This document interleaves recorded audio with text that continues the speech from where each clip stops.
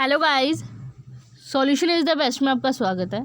आज मैं आपके साथ डिस्कस करने वाली हूँ BA programme third semester cultural transformation in early modern Europe का ये सब्जेक्ट है।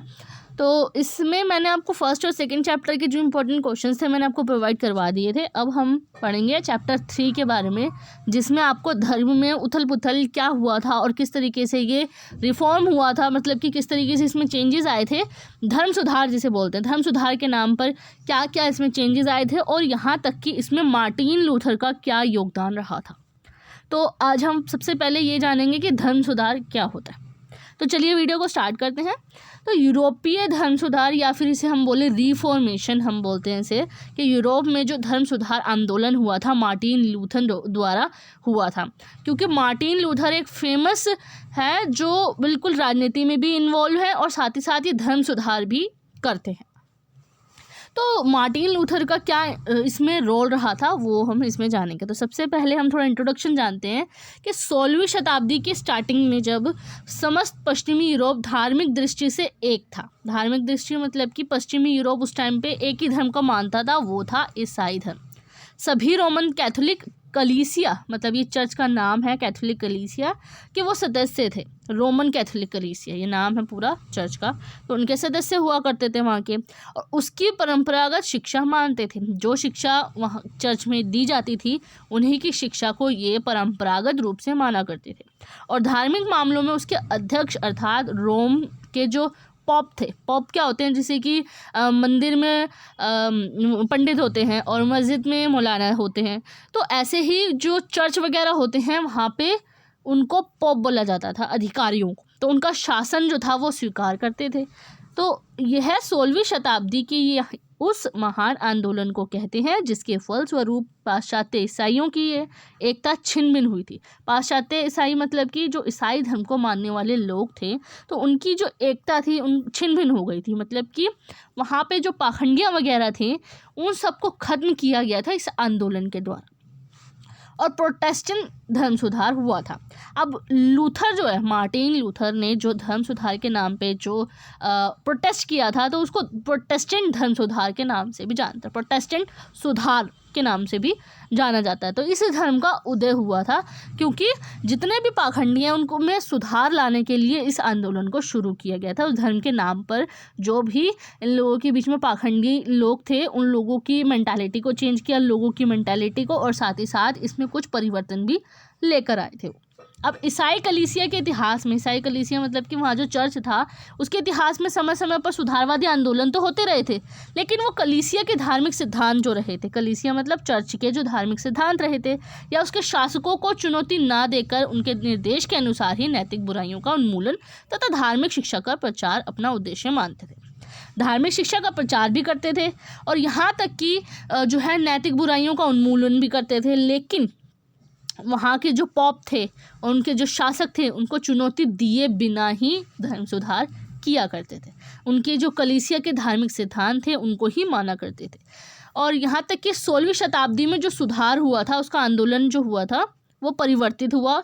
वो शीर की कलीसिया की परंपरागत शिक्षा और उसके शासकों के अधिकार दोनों का विरोध उसमें करने लगे।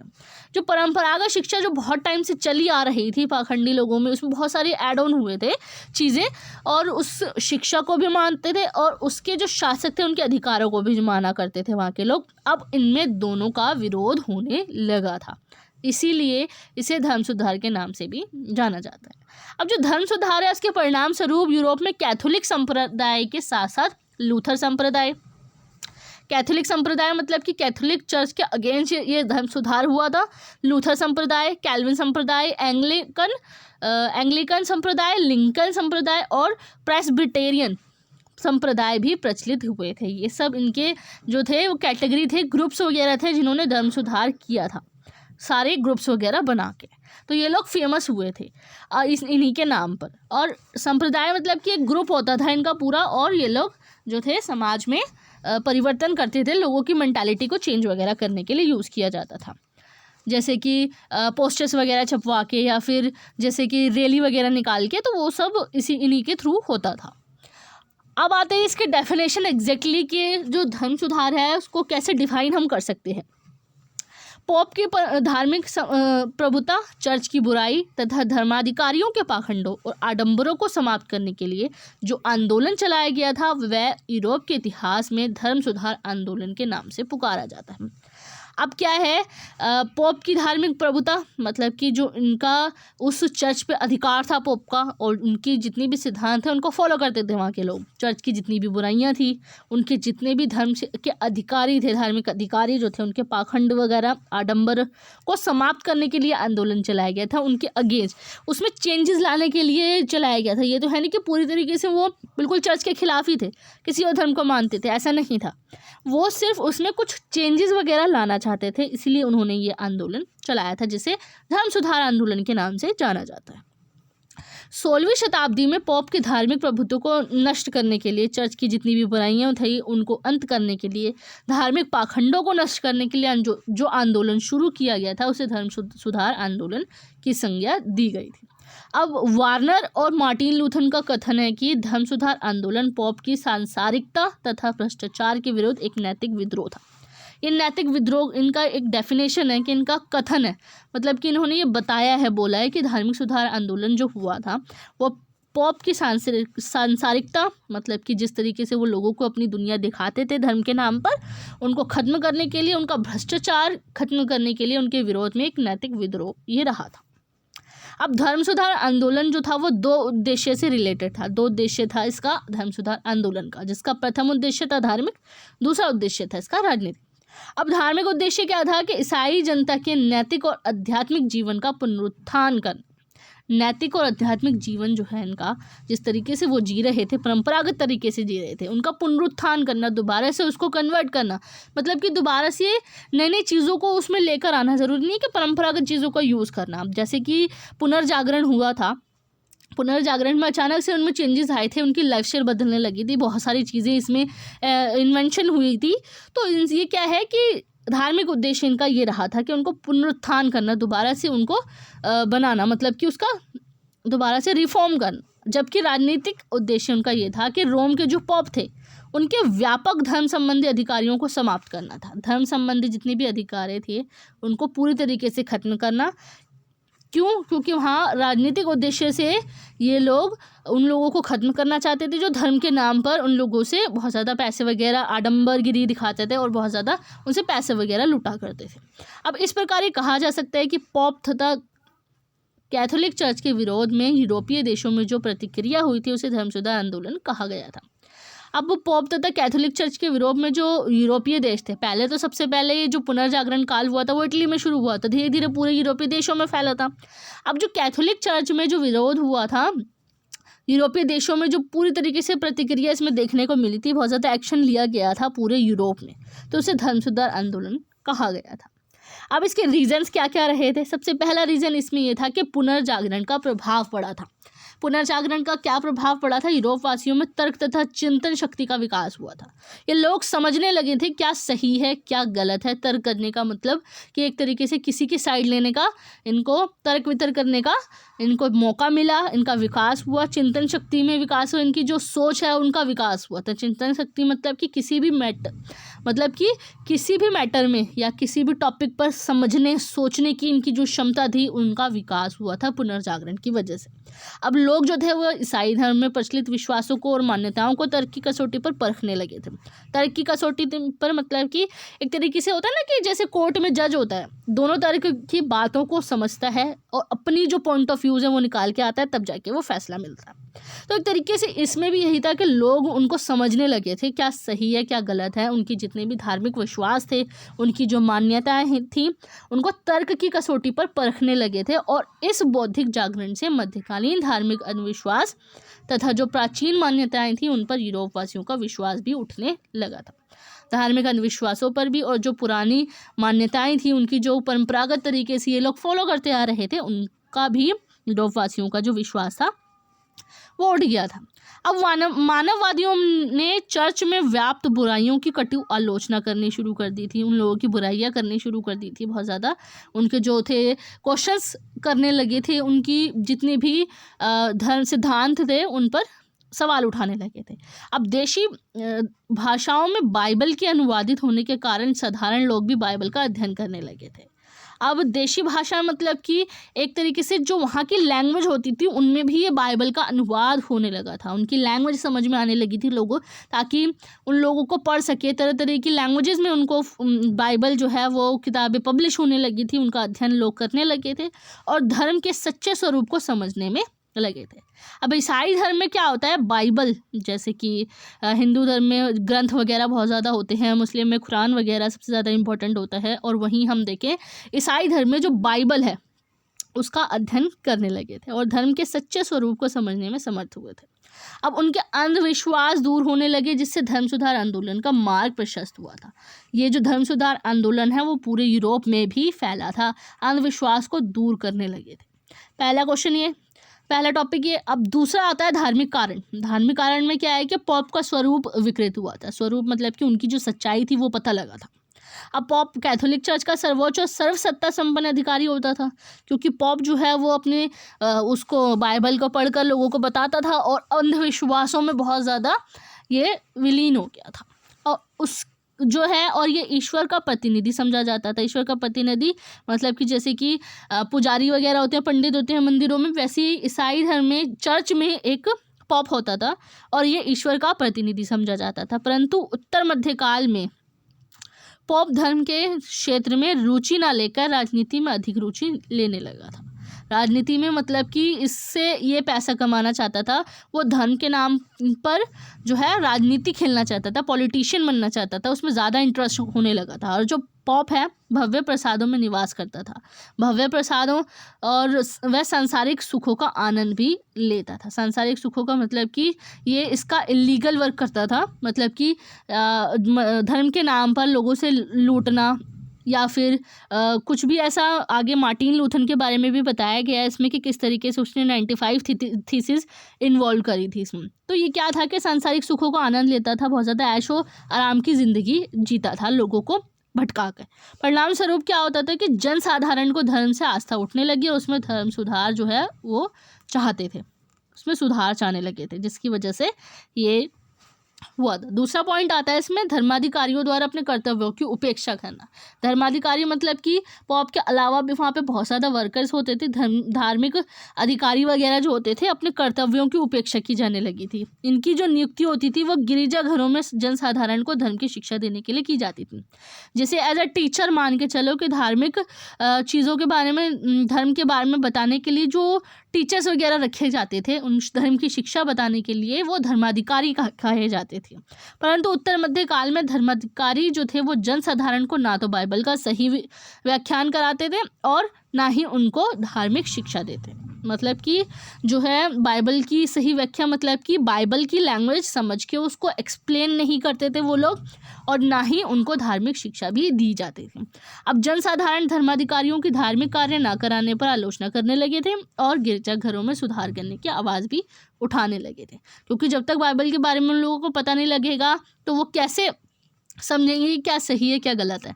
तो जो धर्माधिकारी होते थे जो भी बता देते उसके मीनिंग्स वगैरह, तो वही जनसाधारण जो आम लोग हैं वो लोग समझ जाते थे। इसीलिए इसमें वो लोग उन्होंने सुधार की, गिरजाघरों में सुधार करने की आवाज़ भी उन्होंने उठाई थी, जिसकी वजह से इनकी आलोचना भी हुई थी।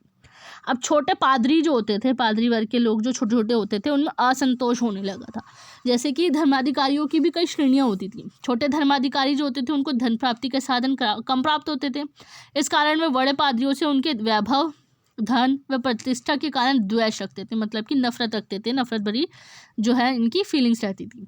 अब इस कारण छोटे पादरी जो थे वो बड़ी पादरियों की स्वयं आलोचना करने लगे थे और उन्हें हटाने के लिए लोगों को प्रोत्साहित भी किया करते थे। अब इनकी जो पादरी वर्ग जो होते थे वो लोग भी एक दूसरे से बहुत ज़्यादा ईर्ष्या रखते थे, बहुत ज़्यादा नफरत भरी निगाहों से देखते थे। क्यों? क्योंकि बड़े वाले जो पादरी होते थे उनको पैसे ज़्यादा मिलते थे और जो छोटे छोटे पादरी होते थे उनको इतना सेटिस्फेक्शन नहीं होती थी पैसों से, धन प्राप्ति के साधन उनके पास कम होते थे, जिसकी वजह से उन्होंने ही खुद आम जनता के साथ मिलकर उनको हटाने के लिए लोगों को बहुत ज़्यादा प्रोत्साहन भी किया था। अब तीसरा पॉइंट आता है राजनीतिक कारण। कैथोलिक चर्च का एक राजनीतिक संस्था होना। कैथोलिक चर्च का मतलब कि चर्च को सच्चे अर्थों में तो एक धार्मिक संस्था होनी चाहिए, पर मध्यकाल में धर्माधिकारियों ने धार्मिक क्रियाकलापों से मन को हटाकर राजनीतिक कार्यों में प्रदर्शित करना आरंभ कर दिया था। अब जैसे कि मैंने बताया कि पॉप का इंटरेस्ट राजनीति में आने लगा था।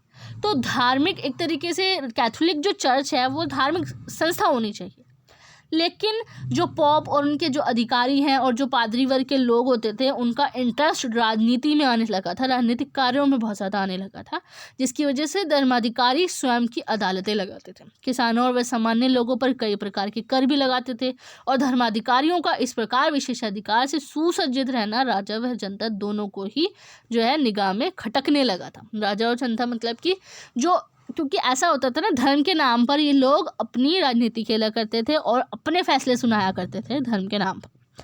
तो उनके जो अधिकारी थे वो किस तरीके के, बहुत सारे किसान हो गए और नॉर्मल व्यक्ति को कर वगैरह लगा देते थे, जिसकी वजह से उनको झेलना पड़ता था इसको, और ये बहुत ज़्यादा इंटरेस्ट पे ये लोग पैसे वगैरह लिया करते थे आम जनता से, जिसकी वजह से ये जनता की निगाहों में खटकने भी लगे थे। दूसरा पॉइंट आता है राष्ट्रीय राज्यों का उदय। राष्ट्रीय राज्य मतलब कि 15वीं शताब्दी से यूरोप में अब शक्तिशाली राज्यों का उदय होने लगा था और शासक जो थे वो राजनीतिक कार्यों में पॉप और उसके अधीनस्थ धर्माधिकारियों का हस्तक्षेप सहन करने में को उद्यत नहीं थे। अब जो थे वहाँ के अब शक्तिशाली राज्यों का उदय हुआ 15वीं शताब्दी की टाइम पर यूरोप में, और जो वहाँ के शासक थे वो राजनीतिक कार्यों में पॉप और उनके अधीनस्थ जितने भी अधिकारी वगैरह थे वो लोग उनकी इन्वॉल्वमेंट को पसंद नहीं करते थे। और जनता में व्यापारी वर्ग राष्ट्रीय राज्यों का पक्षपाती होता जा रहा था, क्योंकि वह जानता था कि उसका व्यापार शक्तिशाली राज्यों के आश्रय में ही फलीभूत हो सकता है। अब क्या होता है, जनता जो थी, आम जनता थी, वो व्यापारी वर्ग को बहुत ज़्यादा सपोर्ट करती थी, उन लोगों से बहुत ज़्यादा अच्छे संबंध रखती थी, जिसकी वजह से, क्योंकि राज्यों का पक्षपाती होता जा रहा था, राष्ट्रीय राज्यों का पक्षपाती व्यापारी वर्ग जो थे। अब यूरोप में जो देश हैं, जो व्यापारी वर्ग के जो देश हैं, मतलब बिजनेसमैन्स वगैरह जो थे, वो लोग चाहते थे राष्ट्रीय राज्यों का पक्षपाती होने के लिए, क्योंकि वो लोग ये जानते थे उनका व्यापार शक्तिशाली तभी बन सकता है जिसमें पॉप और उनके अधिकारियों का इन्वॉल्वमेंट ना हो। तो उनको पूरी तरीके से दूर रखने के लिए और शक्तिशाली राज्यों का इसमें इन्वॉल्वमेंट रखने के लिए ही उन्होंने ये काम किया, इनके अगेंस्ट हुए, ताकि वो लोग जो पॉप हैं, उनके अधिकारी हैं, वो लोग इन सब चीज़ों से दूर रह सकें। क्योंकि वहाँ के जितने भी बिजनेसमैन थे शक्तिशाली बनाने के लिए, अपने देशों को शक्तिशाली बनाने के लिए, और जो शक्तिशाली देशों का जो आरंभ हुआ था और इनका उदय हुआ था, तो उनके साथ अच्छे संबंध बनाने के लिए वो नहीं चाहते थे कि पॉप और उनके अधिकारी इसमें इन्वॉल्व हो। अब शासकों में निरंकुशता की भावना भी हुई थी। शासक वर्ग नहीं चाहता था कि धर्माधिकारी अपने यहाँ न्यायालयों की स्थापना कर न्याय प्रदान करने का अधिकार रखें, क्योंकि वहाँ का जो शासक था, यूरोप में जो शासक था, वो नहीं चाहता था कि चर्च के अधिकारी थे उनको न्यायालय की स्थापना करने की और न्याय प्रदान करने का अधिकार उनको मिले। वो ये नहीं चाहते थे कि धर्माधिकारी किसानों से कर वसूल करें, वह ये नहीं चाहते थे कि पादरी लोग जो थे वो विशाल भूभाग के स्वामी बने, और परंतु शासक इन उद्देश्यों की प्राप्ति तभी कर सकते थे जबकि पॉप से अपना संबंध विच्छेद कर उसकी प्रभुता को नकार। अब क्या होता था कि वहाँ के जो शासक होते थे वो लोग इसीलिए तभी ये उद्देश्य पूरा कर सकते थे जब तक वो पॉप से अपने संबंध को पूरी तरीके से ख़त्म नहीं कर देते, उनकी प्रभुता मतलब कि जो उनकी जो पावर है उनको पूरी तरीके से नकार नहीं देते, जब तक कि उन लोग जो शासक हैं वो लोग इन उद्देश्यों की प्राप्ति नहीं कर सकते थे। क्योंकि क्या होता था, पादरी लोग जो थे वो विशाल भूभाग अपने पास रखते थे, अपने स्वामी रखते थे, और वहाँ पे काम करने वाले जितने भी किसान वगैरह थे उनसे कर वसूला भी करते थे, और यहाँ तक कि वो न्याय प्रदान भी करते थे पॉप और उनके अधिकारी, चर्च जो होता था। तो उनके अगेंस्ट तब तक नहीं हो सकते थे जब तक वो उनकी जो पावर है उनको उनके अगेंस्ट आ जाए, और साथ ही साथ उनका जो संबंध है वो पूरी तरीके से ख़त्म ना हो। और पॉप की प्रभुता को उससे मुक्त होने का उस समय एक ही साधन था, वह था धर्म सुधार आंदोलन। जब तक शासक इस धर्म सुधार आंदोलन में इन्वॉल्व नहीं होते, तो जब तक वो पॉप के संबंध पूरी तरीके से ख़त्म नहीं कर पाते, और पॉप की प्रभुता का विरोध भी वो लोग इसी के थ्रू कर सकते थे, धर्म सुधार आंदोलन के थ्रू ही। अब फोर्थ इसका पॉइंट आता है, आर्थिक कारण भी था। आर्थिक कारण ये था कि व्यापारिक क्रांति का आरंभ हुआ था। 15वीं शताब्दी के अंत तक यूरोप के देशों में विश्व के कई देशों की खोज कर ली गई थी।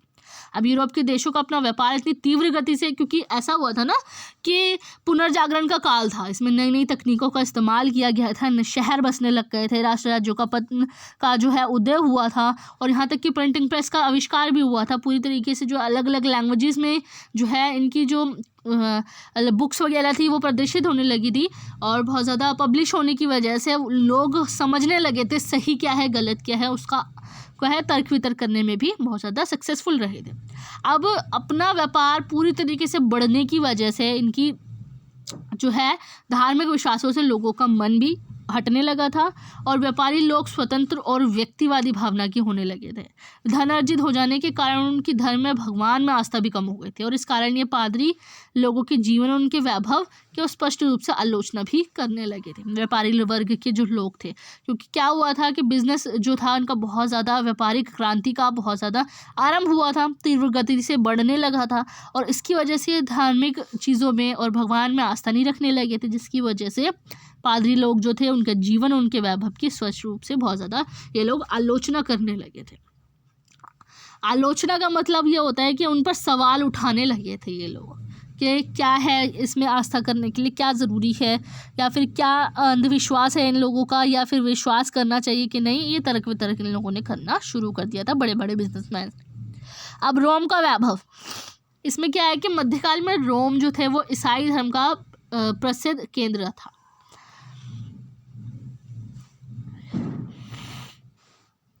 मध्यकाल में ये रोम जो था वो ईसाई धर्म का प्रसिद्ध केंद्र था, और पोप भी रोम में ही निवास करता था। अब पोप ने जनता के धन से रोम में भव्य गिरजाघरों का निर्माण करवाया था। अब उसने रोम को वैभवशाली नगर बनाने के लिए धन को पानी की तरह बहाया। इससे यूरोप वासियों में असंतोष उत्पन्न हो गया था। वे नहीं चाहते थे कि उनका धन किसी भी रूप में रोम जाए, और उनके धन से रोम में वैभव में वृद्धि होती रहे। अब क्या होता है, मार्टिन लूथर ने कहा था कि रोम का पोप ऐसा चोर व डाकू है जैसे आज तक पृथ्वी पर पैदा ही नहीं हुआ और ना कभी होगा। हम दीन जर्मनी को धोखा दिया गया है। अब क्या है कि रोम का वैभव, मतलब कि मध्यकाल में रोम जो था वो ईसाई धर्म का प्रसिद्ध केंद्र रहा था, ईसाई धर्म को बहुत ज़्यादा मानने वाला केंद्र रहा था वो, और पोप भी उसी रोम में ही निवास करता था, और वहाँ के बड़े बड़े गिरजाघर बनाए गए थे, जिसकी वजह से लोगों में असंतोष फैल गया था, क्योंकि बहुत ज़्यादा इन लोगों ने पैसा उसमें खर्च किया था। वह लोग नहीं चाहते थे कि रोम में किसी तरीके से पैसा जाए उनका, और उनका वेस्ट हो पैसा। वो चाहते थे कि आम जनता के लिए, भलाई के लिए वहाँ पे काम, जिसकी वजह से वो लोग उनके अगेंस्ट हो गए थे। अब अन्य कारण क्या था कि शिक्षा का प्रसार। अब क्या था कि शिक्षा का प्रसार बहुत ज़्यादा होने लगा था यूरोप में। 15वीं शताब्दी से पहले के टाइम पर यूरोपीय शिक्षा केंद्रों में सिर्फ धार्मिक शिक्षा दी जाती थी, लेकिन जब पुनर्जागरण का काल आया था, पुनर्जागरण का मैंने पूरा टॉपिक आपको कवर कर दिया है पुनर्जागरण के बारे में।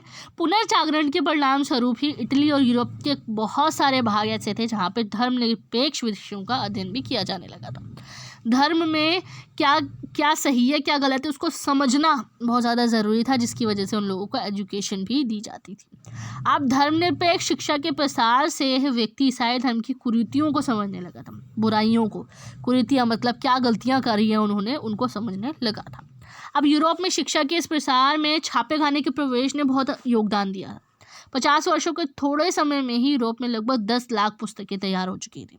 अलग अलग लैंग्वेजेस में, मतलब कि बाइबल को भी ट्रांसलेट किया गया था ताकि आम जनता भी समझ सके। और छापे खाने का मतलब कि प्रिंटिंग प्रेस का आविष्कार भी इसी टाइम पर हुआ था, पुनर्जागरण के परिणाम स्वरूप।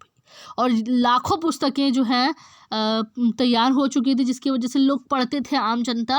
और पुस्तकों के प्रसार से ज्ञान और नवीन विचारों का प्रसार भी संभव हो पाया था। नए नए विचार उनमें उत्पन्न हुए थे। और बाइबल का अनेक देशों की भाषाओं में अनुवाद होने की वजह से जो सामान्य जन थे, मतलब सामान्य जनता थी तो उन्होंने भी ईसाई धर्म के मूल को समझा था। मूल को मतलब कि इनकी वैल्यू को समझा था। अब कई यूरोपीय राज्य जो थे, जर्मनी, फ्रांस और इंग्लैंड में नए विश्वविद्यालयों की स्थापना हुई, जो कालांतर में धर्म सुधार आंदोलन के अधिकांश नेताओं की गतिविधि के केंद्र भी ये बने थे।